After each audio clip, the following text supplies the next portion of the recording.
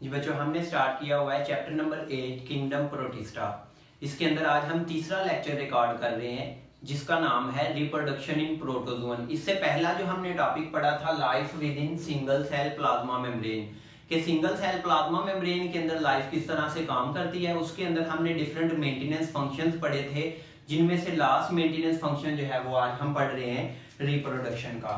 तो प्रोटोजोन्स के अंदर रिप्रोडक्शन किस तरह से होती है इसकी बात करेंगे और रिप्रोडक्शन की टाइप्स देखेंगे, कौन कौन सी टाइप्स की रिप्रोडक्शन मौजूद है प्रोटोजोन्स के अंदर।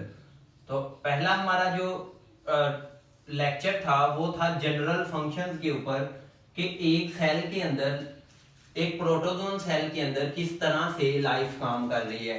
तो लाइफ की एक प्रॉपर्टी है कि लाइफ लिविंग ऑर्गेनिजम्स रिप्रोड्यूस करते हैं। तो प्रोटोजोन्स किस तरह से रिप्रोड्यूस करेंगे इनकी बात करेंगे। रिप्रोडक्शन इन प्रोटोजोन, प्रोटोजोन्स के अंदर रिप्रोडक्शन किस तरह से होती है। रिप्रोडक्शन के पहले हम मीनिंग की बात करते हैं। रिप्रोडक्शन दो वर्ड्स से बना हुआ है, एक वर्ड है री और दूसरा वर्ड है प्रोडक्शन। री से मुराद है अगेन, प्रोडक्शन से मुराद है दूसरा जो वर्ड है प्रोडक्शन। प्रोडक्शन से मुराद है प्रोड्यूस करना। इसके अगर हम लिटरल मीनिंग की बात करें तो लिटरल मीनिंग होगा इसका दोबारा प्रोड्यूस करना। What is reproduction? Reproduction is the living process in which a living organism produce living organism again and again. ऐसा प्रोसेस जिसके अंदर कोई एक लिविंग ऑर्गेनिज्म अपनी ही तरह का नया ऑर्गेनिज्म दोबारा बना ले, इस प्रोसेस को बोलते हैं रिप्रोडक्शन।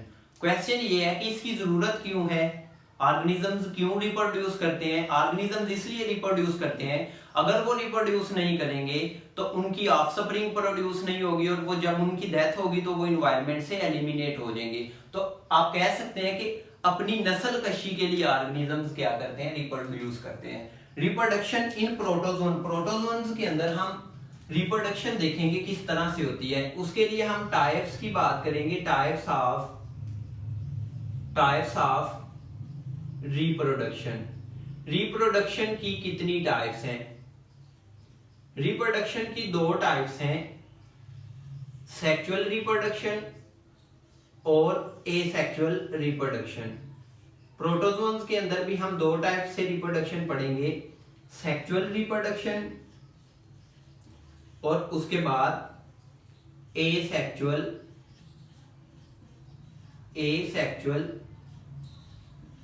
रिप्रोडक्शन। सेक्सुअल रिप्रोडक्शन क्या है और एसेक्सुअल रिप्रोडक्शन क्या है। सेक्सुअल रिप्रोडक्शन ऐसी टाइप है जिसके अंदर लिविंग ऑर्गेनिजम्स गैमीट्स की मदद से प्रोड्यूस करते हैं अपनी तरह के लिविंग ऑर्गेनिज्म। ये है सेक्सुअल रिप्रोडक्शन। तो सेक्सुअल रिप्रोडक्शन के बारे में मैं पहले थोड़ा सा बताऊंगा सेक्सुअल रिप्रोडक्शन क्या है, उसके बाद हम बात करेंगे डिटेल के साथ एसेक्सुअल रिप्रोडक्शन और फिर सेक्सुअल रिप्रोडक्शन की। अभी मैं जस्ट यहाँ पे आपको सेक्सुअल रिप्रोडक्शन का मीनिंग बताने लगा हूँ। सेक्सुअल रिप्रोडक्शन क्या है? सेक्सुअल रिप्रोडक्शन ऐसी टाइप है जिसके अंदर गैमीट प्रोडक्शन होती है, गैमीट प्रोडक्शन। ऐसा प्रोसेस जिसके अंदर गैमीट्स प्रोड्यूस होंगे वो सेक्सुअल रिप्रोडक्शन है। ए का मतलब होता है नहीं, नो। एसेक्सुअल से मुराद है जिस टाइप के अंदर गैमीट्स प्रोड्यूस नहीं होंगे, गैमीट्स। ऐसी टाइप रिप्रोडक्शन की जिसके अंदर गैमीट्स नहीं प्रोड्यूस हो रहे, इसको बोलते हैं एसेक्सुअल रिप्रोडक्शन। तो दो टाइप्स हैं ऑर्गेनिज्म के अंदर, लिविंग ऑर्गेनिज्म में दो टाइप्स हो सकती हैं रिप्रोडक्शन की, सेक्सुअल रिप्रोडक्शन और उसके बाद एसेक्सुअल रिप्रोडक्शन। सेक्सुअल रिप्रोडक्शन में गैमीट प्रोडक्शन होती है और एसेक्सुअल रिप्रोडक्शन में गैमीट प्रोडक्शन नहीं होती। इसके बाद हम डिटेल के साथ देखते हैं एसेक्सुअल रिप्रोडक्शन और उसकी टाइप्स को। एसेक्सुअल रिप्रोडक्शन, प्रोटोजोन्स के अंदर एसेक्सुअल रिप्रोडक्शन कितनी टाइप की है? एसेक्सुअल रिप्रोडक्शन प्रोटोजोन्स के अंदर तीन तरह की है। पहली जो एसेक्सुअल रिप्रोडक्शन की टाइप है वो है बाइनरी फिशन, दूसरी है बडिंग और तीसरी है शाइजोगोनी या फिर मल्टीपल फिशन। तो पहले हम बात करेंगे जो एसेक्सुअल रिप्रोडक्शन की तीन टाइप्स हैं। पहले हम बात करेंगे बाइनरी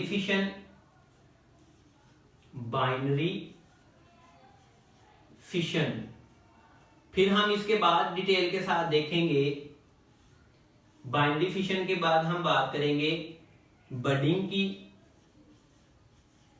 और फिर हम डिटेल के साथ देखेंगे मल्टीपल फिशन या फिर शाइजोगोनी।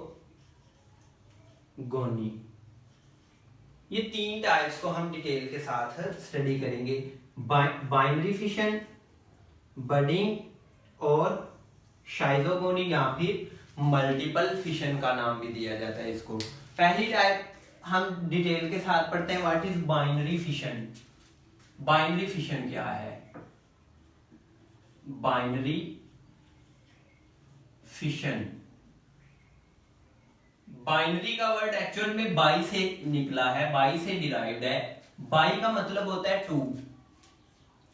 ये वर्ड बाई, बाई से मुराद है टू। फिशन से मुराद है ब्रेक होना, टूटना। बाई से मुराद टू, किसी लिविंग ऑर्गेनिज्म का दो के अंदर टूटना, इसको बोलते हैं बाइनरी फिशन। ऐसी एसेक्सुअल रिप्रोडक्शन की टाइप जिसके अंदर एक प्रोटोजोन दो के अंदर डिवाइड हो रहा है, इसको बोलते हैं बाइनरी फिशन। बाइनरी फिशन में किस तरह से ऑर्गेनिज्म दो के अंदर डिवाइड होता है इसको डिटेल के साथ देखते हैं। लेट्स सपोज मैं आपके सामने एक प्रोटोजोन दिखा रहा हूं जिसके अंदर हम बाइनरी फिशन की बात करेंगे। ये एक प्रोटोजोन का मैंने स्ट्रक्चर दिखाया है, लाइक अमीबा का स्ट्रक्चर दिखाया है, ये इसके पास मौजूद है इसका न्यूक्लियस। अब होता क्या है बाइनरी फिशन के अंदर, क्या होता है? न्यूक्लियस मौजूद है, न्यूक्लियस के साथ साइटोप्लाज्म मौजूद है। बाइनरी फिशन के अंदर क्या होता है? बाइनरी फिशन में पहला जो स्टेप है कि न्यूक्लियस माइटोसिस की मदद से डिवाइड करता है। न्यूक्लियस माइटोसिस की मदद से जब डिवाइड करेगा तो ये अपनी ही तरह का एक और न्यूक्लियस प्रोड्यूस कर लेगा। अब माइटोसिस, यहाँ पे जो माइटोसिस हो रही है वो डिफरेंट टाइप की माइटोसिस है। माइटोसिस और बाइनरी फिशन में डिफरेंस मौजूद है। क्या डिफरेंस मौजूद है इसकी अभी बात करते हैं।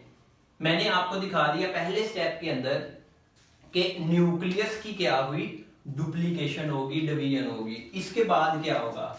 न्यूक्लियस की डिवीजन के बाद साइटोप्लाज्म की डिवीजन होगी।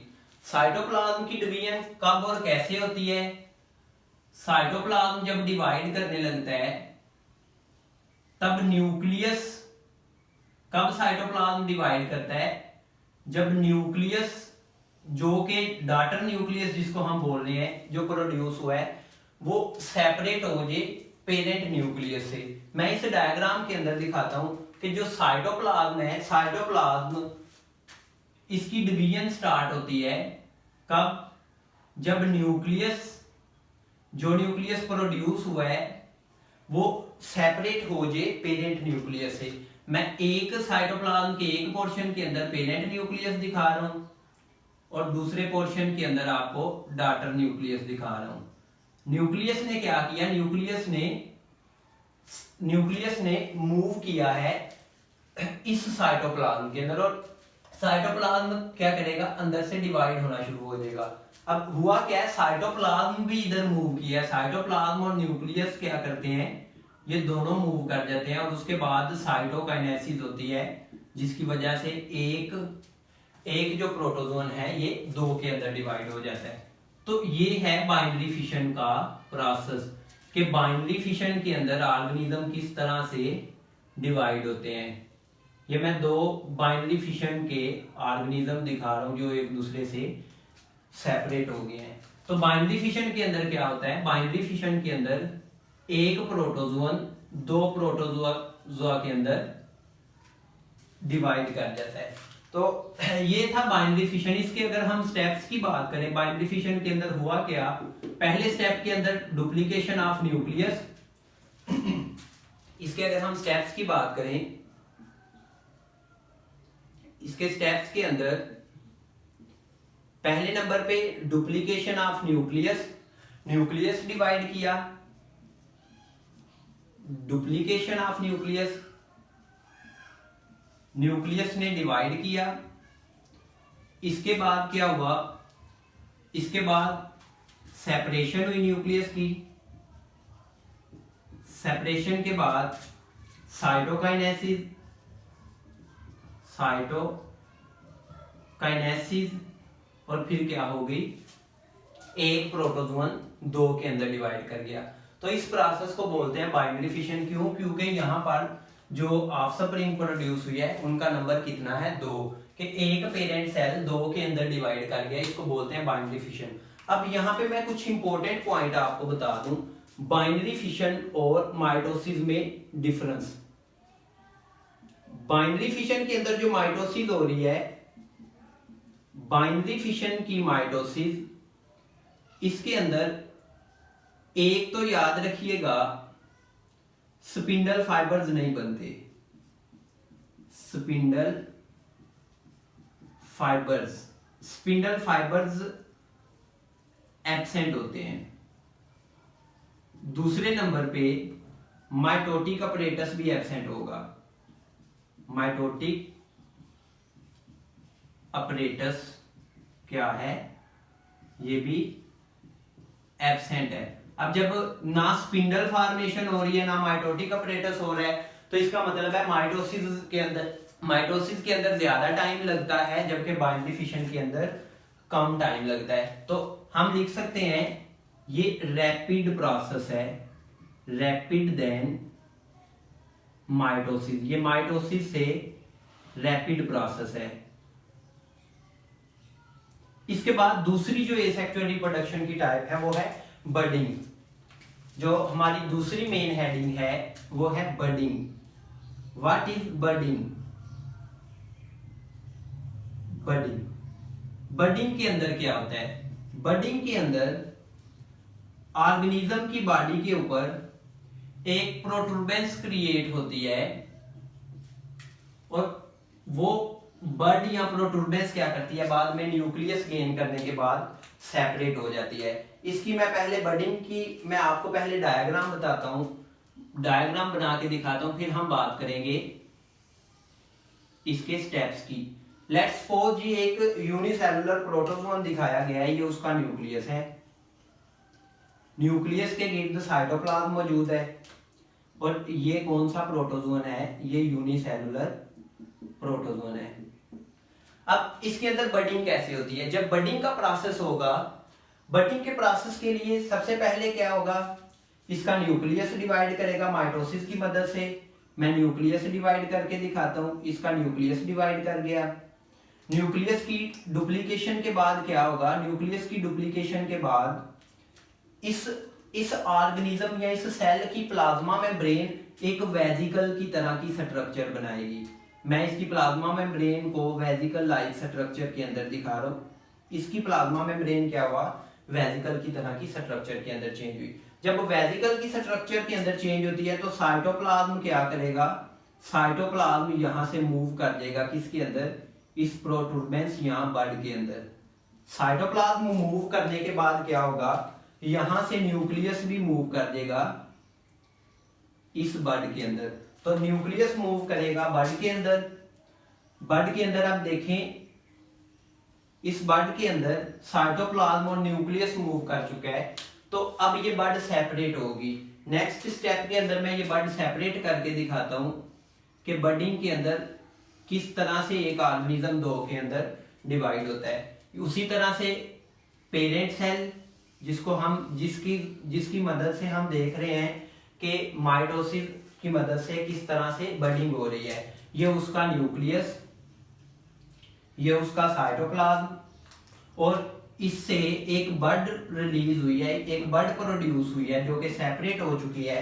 और ये सेपरेटेड बड क्या करेगी, ये नया ऑर्गेनिज्म प्रोड्यूस कर रही है, ये नए ऑर्गेनिज्म के तौर पे डॉटर सेल इसको कह सकते हैं प्रोड्यूस हो गया है। तो ये क्या करेगा, ये नया इंडिविजुअल बना देगा। ये पेरेंट इंडिविजुअल है, पेरेंट इंडिविजुअल या सेल, और ये है डॉटर इंडिविजुअल। इस प्रोसेस के अंदर देखें एक बर्ड लाइक स्ट्रक्चर, एक प्रोटूबेंस क्रिएट हुई थी। इस प्रोटूबेंस का क्या नाम है, इसका नाम है बड, इसीलिए इस प्रोसेस को बोलते हैं बडिंग। तो बडिंग के अंदर हमने देखा किस तरह से एक ऑर्गेनिज्म, एक प्रोटोजोन दो के अंदर डिवाइड हो रहा है। तीसरी जो रिप्रोडक्शन की टाइप है वो है शाइजोगोनी या फिर मल्टीपल फिशन। तीसरी मेन हेडिंग है शाइजोगोनी, इसका एक और नाम भी है मल्टीपल फिशन। मल्टीपल फिशन क्या है या शिजोगोनी क्यों कहते हैं इसको, शाइजोगोनी या शिजोगोनी भी पढ़ते हैं इसको। मल्टीपल फिशन, एक हमने पढ़ा है बाइनरी फिशन, एक पढ़ रहे हैं मल्टीपल फिशन। पहले मैं शाइजोगोनी को बताता हूं, शाइजोगोनी क्यों कहते हैं। शाइजोगोनी शिजन से निकला है, इसका मतलब है ब्रेक होना, ब्रेक हो जाना। इसी तरह से मल्टीपल का मतलब है मैनी। मल्टीपल से क्या मुराद है, मल्टीपल से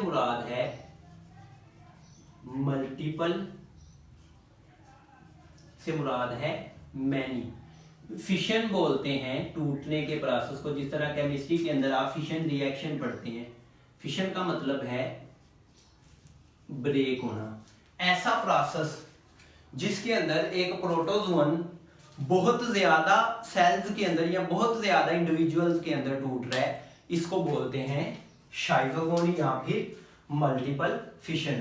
तो मल्टीपल फिशन के अंदर क्या होता है, मल्टीपल फिशन के अंदर multiple individuals are produced, multiple individuals are produced. इसके अंदर एक से ज्यादा इंडिविजुअल प्रोड्यूस होते हैं। मल्टीपल फिशन के अंदर किस तरह से कोई ऑर्गेनिज्म किस तरह से मल्टीपल फिशन की मदद से डिवाइड करता है। लेट्स सपोज एक ऑर्गेनिज्म देखते हैं जिसके अंदर हम बात करेंगे मल्टीपल फिशन की। इस ऑर्गेनिज्म के पास मौजूद है इसका न्यूक्लियस।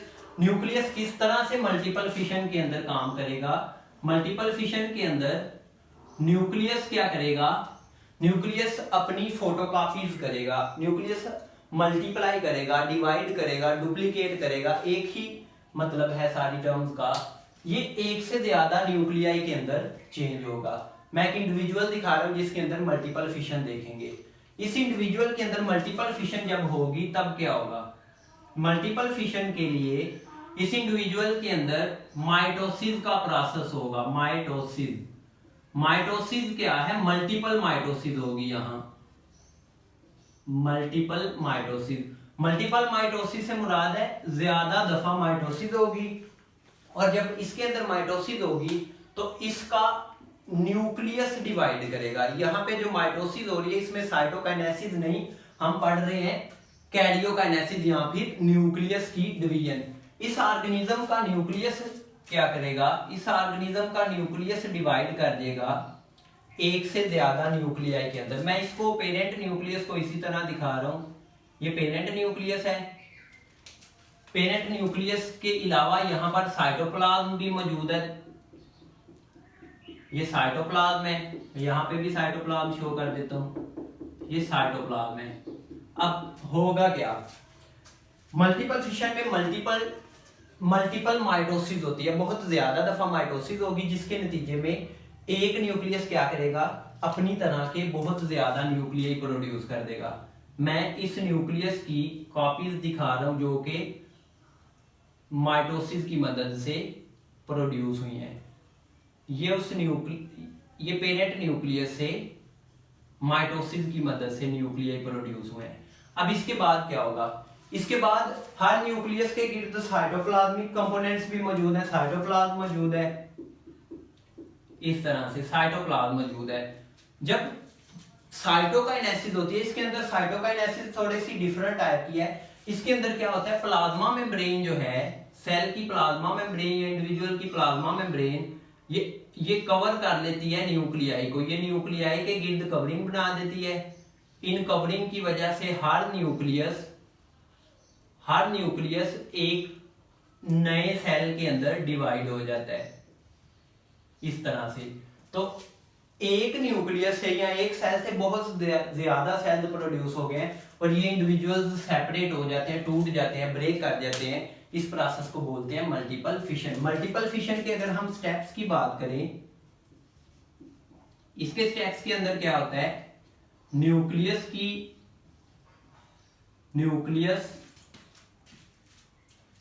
क्या करेगा, मल्टीपल माइटोसिस की मदद से डिवाइड करेगा। माइटोसिस से डिवाइड करेगा जब, तो ये क्या करेगा, मल्टी न्यूक्लिएट स्ट्रक्चर बना देगा या सेल बना देगा। ये मल्टी न्यूक्लिएट सेल के गिर्द क्या होगा, plasma membrane covers each nucleus. हर न्यूक्लियस के गिर्द प्लाज्मा मेम्ब्रेन कवर कर देगी। और क्या होगा, each cell will be separated. हर सेल जो है वो दूसरे से सेपरेट हो जाएगा। तो इस प्रोसेस के अंदर क्या हुआ, एक सेल से बहुत ज्यादा सेल्स, यहाँ एक इंडिविजुअल से बहुत ज्यादा इंडिविजुअल्स प्रोड्यूस हो गए। ये था मल्टीपल फिशन। ये 3 मेथड्स हैं एसेक्सुअल रिप्रोडक्शन के प्रोटोजोन्स के अंदर। प्रोटोजोन्स के अंदर सेक्सुअल रिप्रोडक्शन की बात करते हैं। अब सेक्सुअल रिप्रोडक्शन कैसे होती है प्रोटोजोन्स के अंदर। सेक्सुअल रिप्रोडक्शन में हम पढ़ चुके हैं कि गैमीट्स प्रोड्यूस होते हैं। अभी जो हमारी नेक्स्ट हेडिंग है वो है सेक्सुअल रिप्रोडक्शन, कि सेक्सुअल रिप्रोडक्शन किस तरह से होती है। सेक्सुअल रिप्रोडक्शन के लिए मैंने पहले भी बताया है आपको, गैमीट फॉर्मेशन होनी चाहिए। सेक्सुअल रिप्रोडक्शन के अंदर गैमीट प्रोडक्शन होती है, गैमीट फॉर्मेशन, ऐसी रिप्रोडक्शन जिसके अंदर गैमीट्स प्रोड्यूस होते हैं।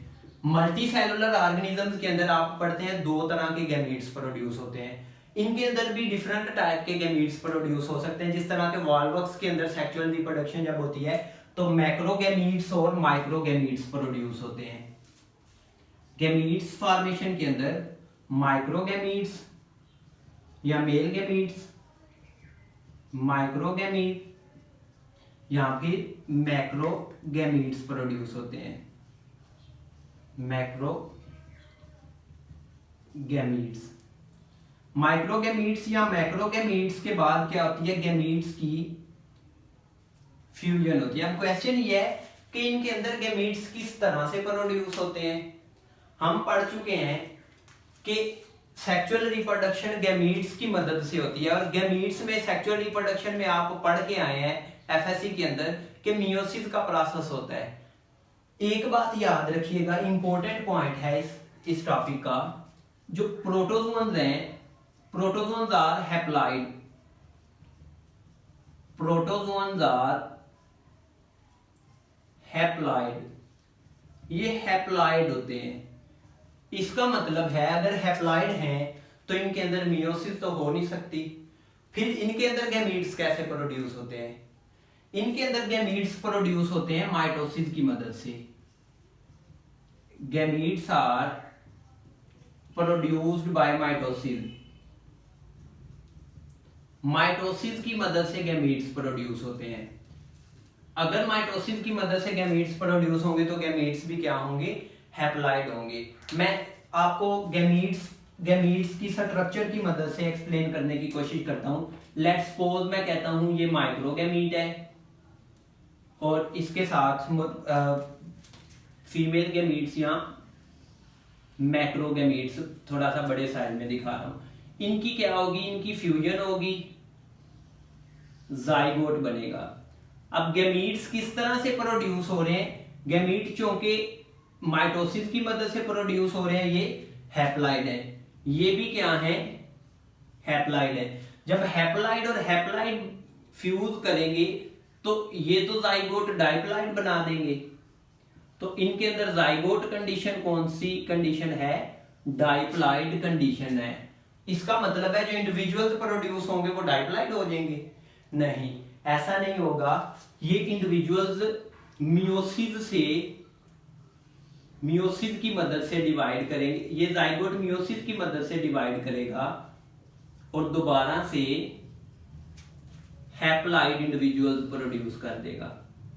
मियोसिस के नतीजे में आपको पता है 4 सेल्स प्रोड्यूस होते हैं, या चार इसके यूनिसेलुलर ऑर्गेनिज्म प्रोड्यूस होंगे। तो ये है सेक्सुअल रिप्रोडक्शन जिसके अंदर क्या हो रहा है? मियोसिस हो रही है। कब? जब हैप्लाइड गैमीट्स फ्यूज करते हैं और डाइप्लाइड जाइगोट बना देते हैं। ये हमने जनरल पढ़ा है सेक्सुअल रिप्रोडक्शन कैसे होती है। एक ग्रुप है प्रोटोजोन्स के अंदर Ciliophora, phylum Ciliophora. Phylum Ciliophora के अंदर जो ऑर्गेनिज्म है उनको बोलते हैं सीलिएट्स। सीलियोफोरा, सीलियोफोरा के मेंबर्स को नाम दिया जाता है सीलिएट्स का। सीलिएट्स के अंदर डिफरेंट टाइप की सेक्सुअल रिप्रोडक्शन होती है। सीलिएट के अंदर जो सेक्सुअल रिप्रोडक्शन की टाइप है इसको बोलते हैं कॉन्जुगेशन। कॉन्जुगेशन के अंदर क्या होता है? कॉन्जुगेशन के अंदर दो इंडिविजुअल्स के दरमियान में, मैं सिंपली इंडिविजुअल्स दो दिखाता हूं आपको। लेट्स सपोज एक इंडिविजुअल है, ये उसका न्यूक्लियस। इसी तरह हम एक और इंडिविजुअल देखते हैं, ये उसका न्यूक्लियस। अगर तो इनके दरमियान में कॉन्जुगेशन में क्या होता है? कॉन्जुगेशन में न्यूक्लियाई का एक्सचेंज होता है। माइटोसिस के बाद न्यूक्लियाई का एक्सचेंज होता है। मैं इनको डिफरेंट कलर से दिखाता हूं। दो तरह के न्यूक्लियाई मौजूद होते हैं सीलिएट्स के पास, माइक्रोन्यूक्लियस और मैक्रोन्यूक्लियस। मैक्रोन्यूक्लियस या माइक्रोन्यूक्लियस, ये इनके साइज की बेस पे और रिप्रोडक्शन के अंदर रोल की बेस पे नाम दिया जाता है। सिर्फ एक न्यूक्लियस रिप्रोडक्शन के अंदर काम करेगा और वो डिवाइड करता है, डॉटर न्यूक्लियस बनाता है। इसके अंदर क्या होगा? इसके अंदर एक्सचेंज होगा न्यूक्लियाई का। न्यूक्लियाई का एक्सचेंज जब होता है, इस प्रोसेस को बोलते हैं कॉन्जुगेशन। तो इन ऑर्गेनिजम्स के अंदर रिप्रोडक्शन किस तरह से होती है? कॉन्जुगेशन की मदद से होती है। जो सीलिएट्स हैं, सीलियोफोरा के मेंबर्स हैं, इनके अंदर दो तरह के न्यूक्लियाई मौजूद होते हैं, मैक्रोन्यूक्लियस और माइक्रोन्यूक्लियस। मैक्रोन्यूक्लियस का रिप्रोडक्शन के अंदर कोई रोल नहीं होता। माइक्रोन्यूक्लियस क्या करता है? माइटोसिस से डिवाइड करता है दो के अंदर और बाद में इनके दरमियान में कॉन्जुगेशन हो जाती है। दो सीलिएट्स एक दूसरे के करीब आते हैं और अपने न्यूक्लियाई का एक्सचेंज करते हैं, जिस तरह बैक्टीरिया के अंदर कॉन्जुगेशन होती है। तो ये है सेक्सुअल रिप्रोडक्शन की इनके अंदर, प्रोटोजोन्स के अंदर। नेक्स्ट लेक्चर हमारा होगा सिम्बायोटिक लाइफस्टाइल के, ऑर्गेनिजम्स सिम्बायोटिक रिलेशंस में किस तरह से सरवाइव करते हैं।